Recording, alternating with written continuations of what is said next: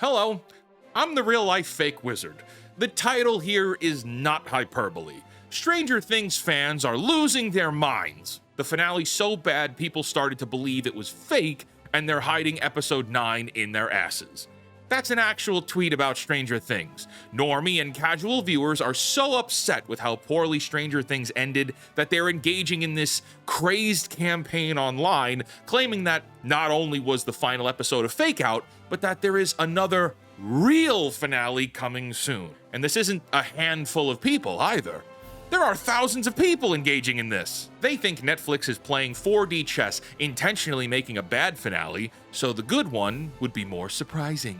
Like, that's the theory. My friends, this is not media literacy, this is psychosis. Today's indie game shoutout is Mythrealm. The wizards of Xenalar have vanished, and darkness is seeping into the world. Play as Alaris, heroic adventurer and sleuth on her quest to rescue the wizards and save the land of Arloria from demon invasion.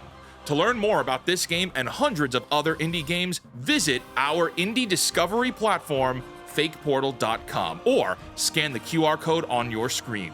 Now back to the video. Let me explain what's happening.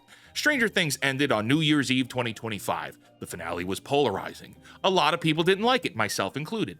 And instead of accepting that the show they loved for 9 years delivered a disappointing conclusion, a significant enough portion of the fan base has convinced themselves that the real ending hasn't been released yet. They're calling it Conformity Gate. The name combines conformity, drawing from psychological concepts where people yield to group pressure, with the gate, like Watergate.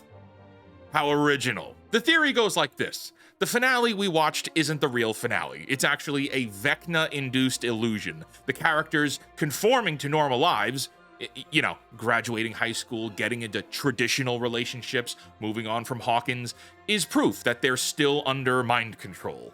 That Vecna the Mind Flayer won. Everyone is trapped, and Netflix is hiding the true ending, which will be released eventually. This is copium on levels we hadn't thought imaginable. Not only do these people not like the show for one or many reasons, I think there's also a level of immaturity where these people, they're not willing to say goodbye. But moreover, and the larger point here, is that we're witnessing people delude themselves into an internet psychosis that the show is actually not over. Maybe January 7th we'll get the final episode. That's Orthodox Christmas. Maybe it's symbolic. Maybe the number 7 that appears throughout season 5 is a clue, and maybe the D20 dice showing a 7 in the final D&D scene is deliberately foreshadowing. Or maybe, and hear me out, the show just had a terrible ending. Have we thought of that? If I was to walk you through all of the evidence these people are coming up with, I'd have 2 full pages of this script just dedicated to wacky, irreverent theories. Like this: characters' hand positions mimicking Henry Creel's pose during the graduation scene. Proof of Mind Flayer control making them all conform. Or how about the Dungeons and Dragons books arranged to spell X a lie? Interpreted as to mention X is a lie. I'm sorry, I can't get through this and take it seriously. How about this? Netflix's autocomplete function. If you type fake ending in the Netflix search bar, it autocompletes to Stranger Things. If you type season 5, episode 9, the same thing happens. Proof that Netflix is trolling these fans with hidden hints. Man, we're cooked. Now, I know some of you in the comments are going to say, Wizard, let people have their fun. Let people have their theories. It's harmless. And to that, I would say, yeah, we've seen this before.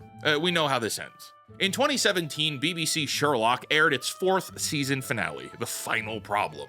Fans were deeply disappointed. The plot made no sense, character arcs were abandoned, the writing was considered atrocious. Does that sound familiar? Instead of accepting that the show they loved had collapsed, a portion of the Sherlock fandom convinced themselves that there was a secret 4th episode. They called it the Lost Special. They believed the finale they watched was intentionally bad, a fake out, a dream sequence. Well, it's been 8 years. The Lost Special never came. It was never real. It was cope.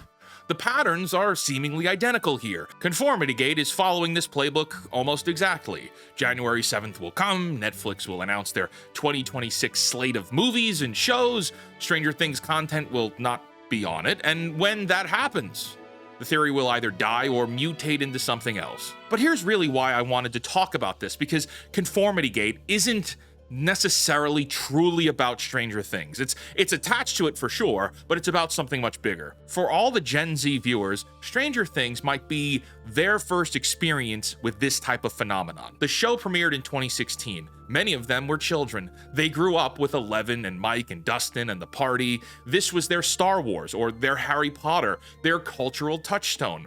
And now they're experiencing what every generation of nerd has experienced before them. The moment when the stewards of your beloved franchise reveal that they were never as competent as you believed. For all of us who are older, it's just a Tuesday. Star Wars, the sequel trilogy, promised to continue the Skywalker saga. Instead, we got 3 films that contradicted each other, killed legacy characters for shock value, and revealed that nobody had planned the story in advance. J.J. Abrams set up mystery boxes that Rian Johnson threw away.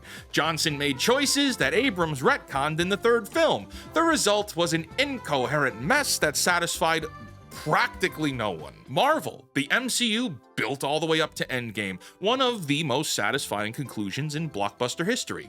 Then Phase 4 happened, an avalanche of Disney Plus shows and theatrical releases that diluted the brand, introduced multiverse concepts that fragmented the narrative further, and lost the thread of what made the original saga work. The fire hose content strategy prioritized quantity over quality, and the audience noticed. Take a look at DC. How many reboots have we had? How many times has Warner Brothers promised a coherent universe only to abandon ship and start over?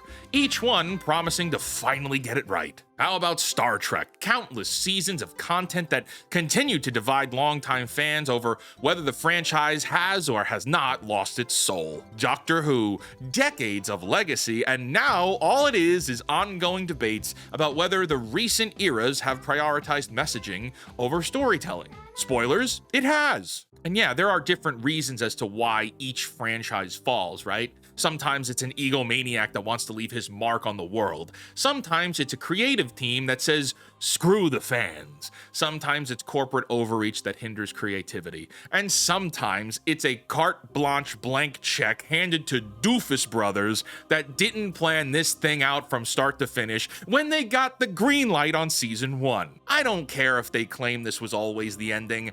I don't really believe that. I'm not sure anyone does anymore. The Conformity Gate believers are wounded people. And to that, I kind of pity them. When you grow up with a story, when it becomes part of your identity, when the characters feel like your friends, the ending matters a lot. It matters more than anything, because the ending is what you carry with you after it's gone. The ending is what the story meant overall, and when the ending fails, when the thing you loved for 9 years delivers an empty conclusion full of plot holes and abandoned storylines, that's a kind of loss.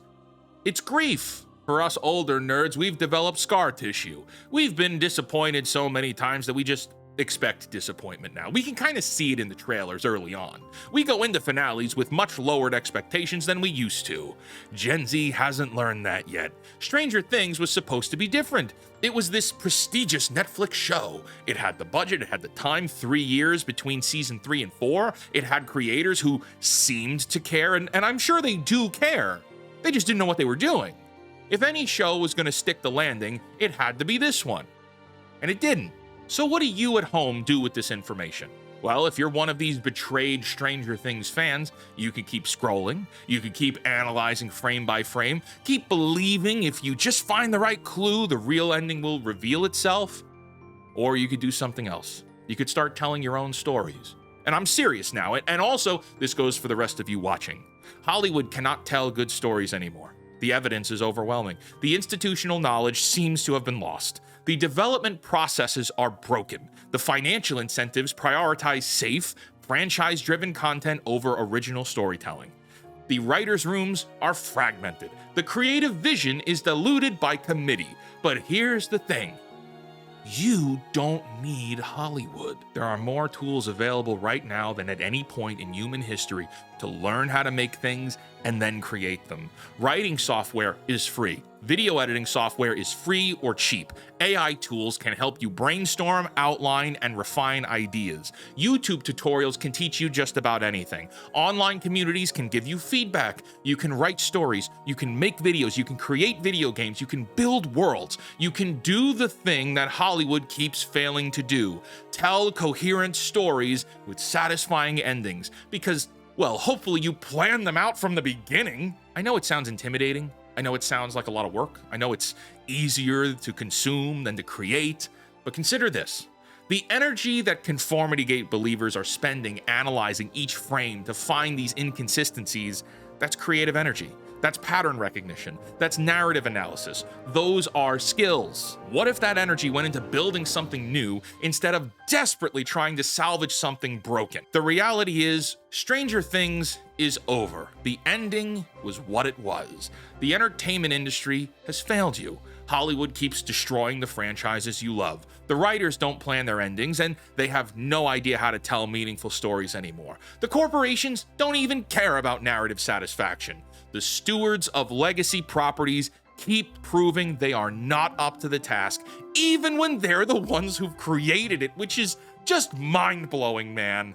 So stop waiting for them to get it right. Stop giving them chance after chance to disappoint you. Stop investing your emotional energy into corporations that only see you as a revenue stream. Start creating. Start building. Start telling the stories that Hollywood won't tell, or can't tell, or keep screwing up. I didn't say it was going to be easy. I didn't say it was going to be free. But you have ideas and stories in your head that might move generations. You'll never know unless you try. Consider this your permission to try. Until next time, create, innovate, inspire others to do so as well, and for the love of God, cancel Disney Plus. Cool.